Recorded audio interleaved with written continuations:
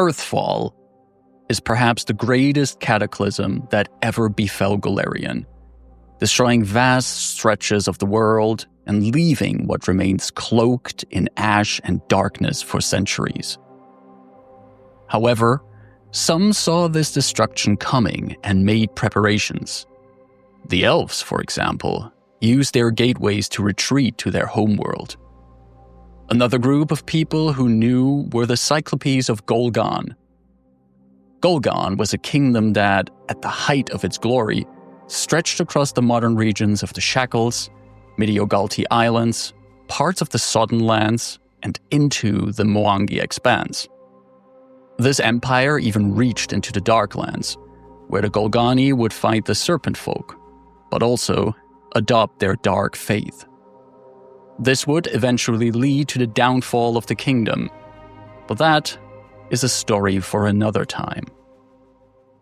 In the era of Ghol-Gan's decline, malevolent influences spreading through its society, some of the most skilled seers had visions of a coming cataclysm that could only be survived if the giants worked together with humans and hid beneath the earth.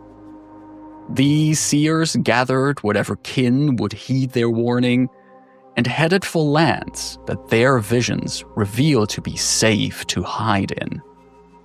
Among them were the islands of Iblydos. On their arrival, the Cyclopes shared their visions with the inhabitants of the islands, and together they began constructing underground vaults and habitats. Not only did they want to shelter the people from the coming disaster, but also knowledge in the form of books and scrolls had to be protected. Before the Starstone could hit Golarion, the people of Iblydos and the Cyclopes retreated to their subterranean shelter and waited there until the dust would settle. When they emerged, the world was in ruins. For the coming years, the people of Iblydos would sustain themselves with food that was sequestered in their vaults and slowly rebuild their lands.